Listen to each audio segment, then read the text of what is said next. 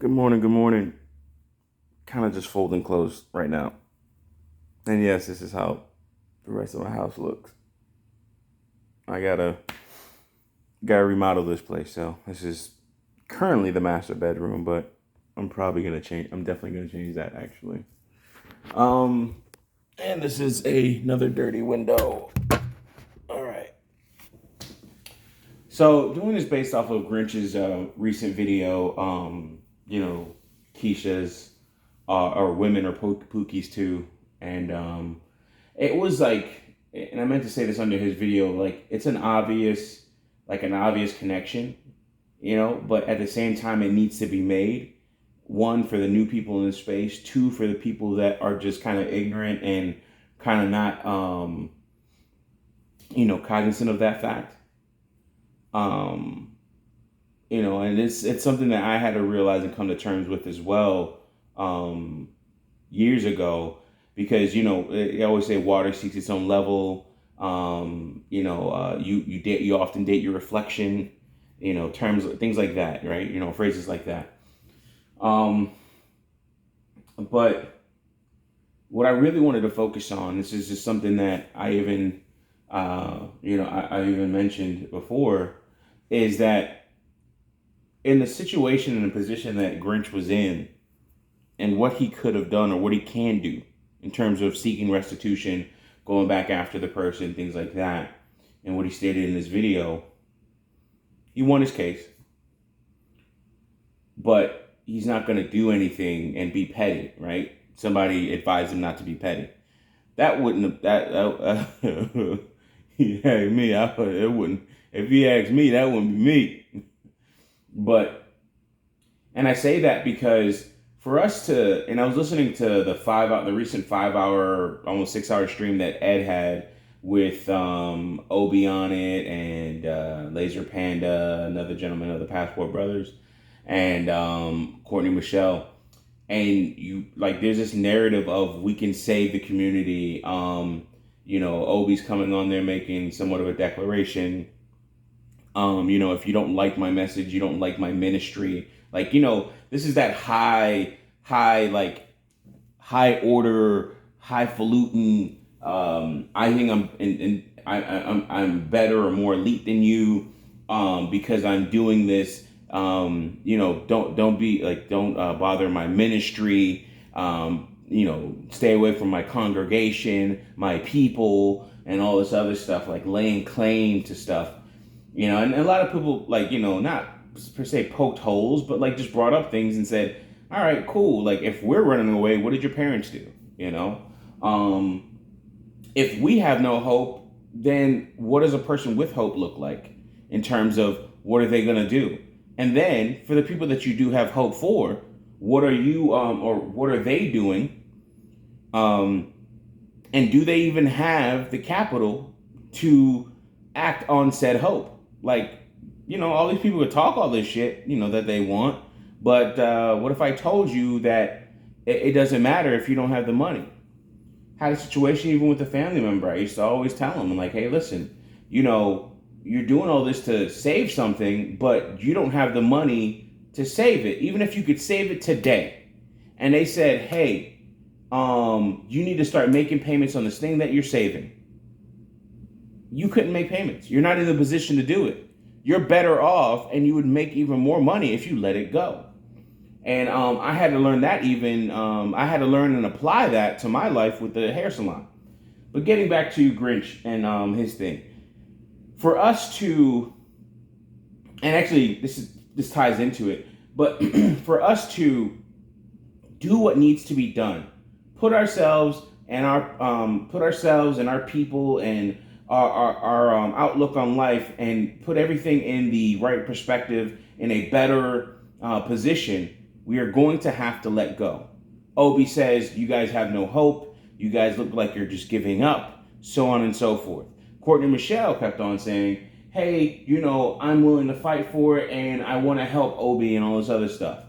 And then when asked, what will you give up, and will you sacrifice your child? People just didn't understand. Like, why do I have to do that? What makes you think that's okay? And all this other stuff. Like, why is it this serious? that I would have to give this up. I don't think I should have to do that. And it's just like somebody that's holding down a weight. They have a choice between two things. Either you can let this weight go and save this person, or like if you let this weight go, it's going to hit, the people below, right? And kill somebody.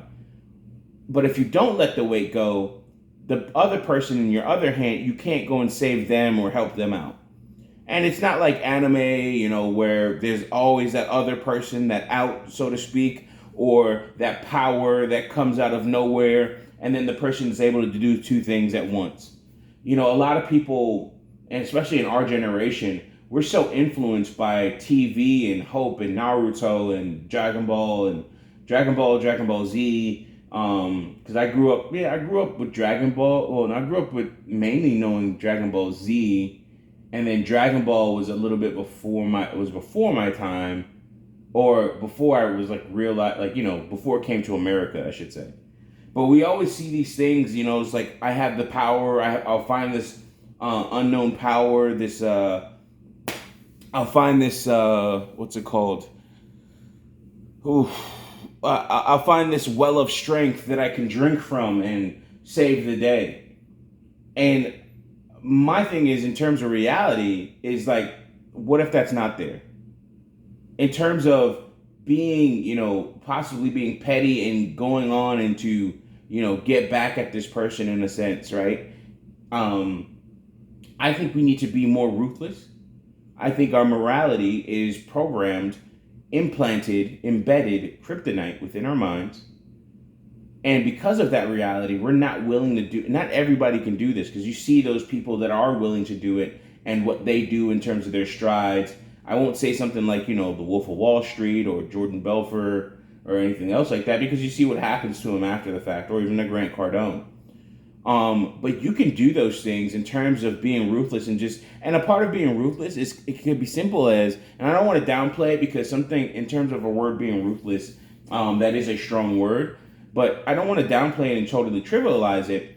But it could be as simple as saying, no, I'm not going to help you. Pink Book Lessons had a video recently where this woman's in New Orleans, and then she's always talking, she's anytime she has to change a tire or something like that, a man just comes in, helps her, and then takes over the project and leaves. She decided to do it herself. And then a guy from afar says, hey, you need to let the jack down a little bit, and it's like, but a part of being ruthless, or what we need to do, is leave them to their own devices. They're strong, they're independent, they know what they're going to do. This Fry situation the other day where these women, mess up this Belle Fry or something like that restaurant. I think the men did the right thing. I've said this in the comment sections of other videos, but I think these men did the right thing. Cheer them on. Just sit there and record. Your only job is to observe. That's it. Everything else does not matter. We should not be doing these things. We should not be getting in the middle of these situations anymore. We see what happens. My last video, I talked about how, a guy's jumping in for his friend, and then he gets killed himself, or he looks like he gets killed. I would assume that he died, because the way that dude fell out, man. If y'all saw the video, ridiculous, crazy. Email me if you want it. It was wild shit. But we need to be more ruthless. If we have a situation like what Grinch just came out of, and this chick is putting papers on him and doing all this stuff, we need to be ruthless enough to say, okay, I won the case, and then I'm going to go put papers on you now. You're not going to do that shit again. You're not. I'm not going to allow you to do it again. And I don't even necessarily have to crush fuck that. No, crush your enemy. Fuck it. Because we always do this, disclaimer, soft, we're soft and timid when it comes to these things. Your insurance company, if you're at fault in any way, shape, or form, they try and find fault in your case. Your own insurance will try and find fault in your own case so that they can get out of it, so they don't have to pay. And the thing is, it's so spread out, it's not one person doing it. There's a couple people on the phone here and there, but then there's that legal team that you don't see. And that legal team that doesn't give a fuck about you because guess what? You're just a name, number, whatever policy holder on a piece of fucking paper. You signed X, Y, and Z. Every so often, they update their terms and conditions for all these different services, for Google and all this other shit. We just say okay, and then they sell our information. They use it, quote unquote, against us to sell us more product and other shit. The whole Gmail concept itself is just another way of selling ads. Because now it starts to do content, I think it's like content or context analysis or sentiment analysis on what we're actually writing, and then predicts what we should be writing based off of our own past writing patterns or writing patterns of other people, and then also grammatically correct English. And then also reads our emails and gives us ads within our app. These people don't give a fuck. And in some cases, and I'm not saying like, have a world of heartless individuals. No, if you're my brother or even my sister, who I've talked about before in the past, I still have love for my sister because I don't forget what she did and in terms of what she did for me in the past and the bond and everything that we've had. But at the same fucking time, sometimes you gotta love these niggas from afar. You're just not gonna let anybody talk to you, treat you any type of way, blah, blah, blah.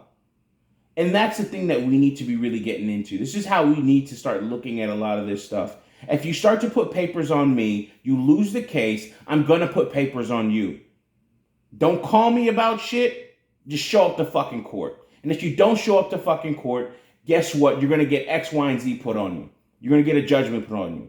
Oh, you can't pay court costs? Not my fucking problem. You shouldn't have, because I couldn't pay court costs when you fucking took me to court. I'm tired of this shit, bro, personally. I even talked to, I was talking to a brother the other day, I won't mention his name, but I said, it was just funny. It was just funny, man, but I talked to him and we were just talking about I talked about the death of my innocence, so to speak, which is some of what I'm talking about now. The death of my innocence, right? And I looked at the death of my innocence you watch those movies or those animes where he says the guy, he's overlooking the valley, right? And in the valley is the city. You see all the lights and shit like that. And the guy's it's raining. You see rain go down it looks like water coming down his eyes and shit. It covers up his fucking tears. And then I just said, I'm the guy in there. The storm is thundering. His ninja squad is behind him. He's looking out at the fucking at the city like Gotham or some shit from a high rise or a high cliff. And he's saying, my innocence has died. Because of that, everyone's innocence must die.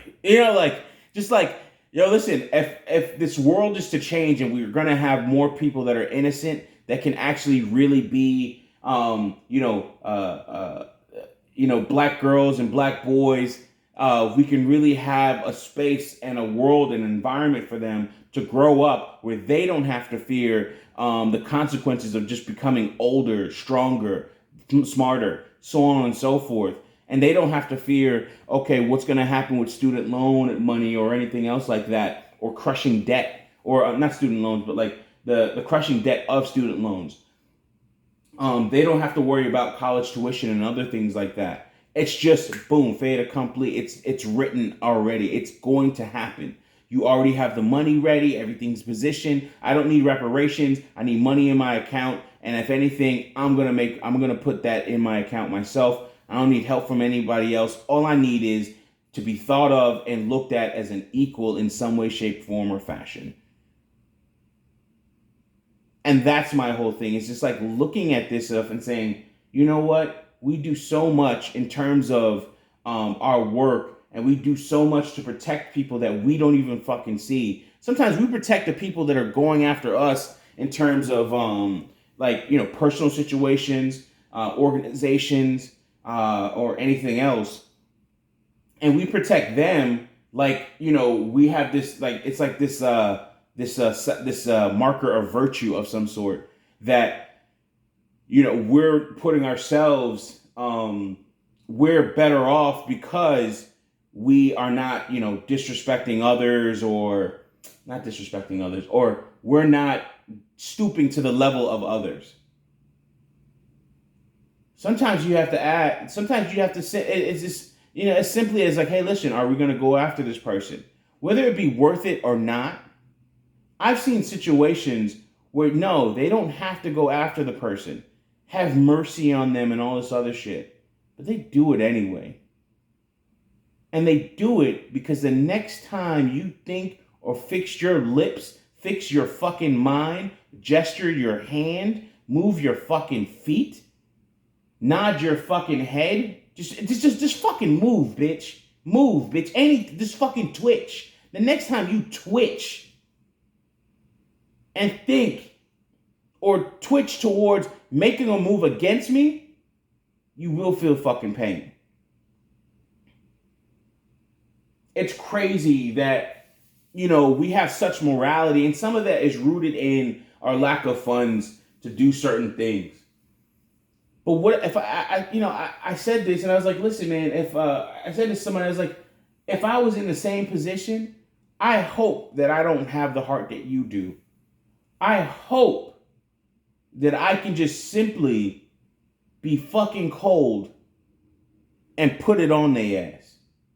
Do to them that they did to me, the same thing that they did to me, so they don't do it. And it's like some people are like, oh, well, you can't be so vindictive. So no. I'm doing this for somebody else. Because this motherfucker is going to try and do it to somebody else. Well, this person got kids and all. Fuck their kids, dude. Because they don't care about your kids. They don't care about your kids that you have. And they don't care about the kids that are coming. You see a lot of people get away with shit and you're just looking at them like, yo, you can't afford to do this. And the only reason you're doing this is because you can get fucking support and you think you can get away with the shit. You got these bitches dropping fucking cases as soon as they see that they can't get X, Y, and Z money from fucking people.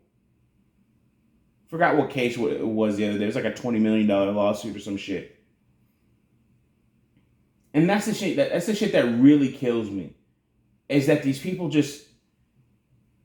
get away with stuff that in their heart of hearts, in comparison to you versus them, they don't even deserve to get away with because of their lack of morality, consideration, and passion and empathy, sympathy, whatever fucking adjective you want to use to describe yourself as a good person, because they're nowhere near who or what you are. And yet, and still, they continuously get away with this shit. And it's not on some, this is not fair, because that fairness shit dies with innocence. That fairness shit just doesn't fucking go. These motherfuckers, in terms of like getting fucking life insurance, dude. Like I remember there's this one video where this white guy responded, and people were like, "Oh man, this white boy might got he might got a point there." Blah blah blah. And this guy did a TikTok and he said, he did a duet or a stitch to a TikTok. I think I don't know what they call it, but he said that if how can we stop police brutality? Blah blah blah. And he said, a lot of black families or black people should get $1 million life insurance policy, because what the insurance, even though the cop may win the case in some way, shape, or form and get off for it, what's going to happen is that the insurance company will fight tooth and nail so they don't have to pay out this $1 million life insurance policy. They will fight tooth and nail to make sure in some way, shape, or form that this person either they were on the up and up, did no wrong, or they find the cops wrong, or the police or the precinct or whatever wrong, the police organization themselves wrong. They will go after that person without hesitation, without hindrance, without holdups. In any way, shape, or form, they are going to go after you to make sure they get that $1 million about your ass, if not more, so that they can pay the family of the deceased. Now, even with that, the insurance might find and say, hey, listen, you're at fault because you were, doing X, Y, and Z bad thing during this, or you shouldn't, your family member shouldn't have done this. So there's that bullshit too. But if we had an apparatus in some cases that would do the same thing, that would stop a lot of people from, fucking with us, fucking with other people in some way, shape, or form, I think we'd be better off. And that also starts on the individual level where we start to say, if this is what you're going to do to me, I'm going to do the same thing back at you. If you can afford it. If you can't afford it, you need to get your money up to do that. I'm kind of running out of space here, so I'll leave it with this. Our morality is holding us back from so many different things. I'm embarking on a new journey on my side. I've talked about it and mentioned it in so many different ways. But our morality holds us back from earning potential. Our morality holds us back from reaching some of our goals in life. Our morality holds us back from the happiness that we can actually partake in. Only if we just said, hey, this is not what I was. This is not normal. This is not what I feel. What I've been taught to feel is right. But if I do this and do it well, I can be better off because of it. All right. With that being said, thank you very much as always for listening. I love you all. I appreciate you all, and I wish you all the best. Peace and strength to you all, and find ways to put yourself in a better position. And if somebody threatens your peace or that position or your pursuit of said position on that journey, then you crush them like the fucking ant that they are. All right, peace.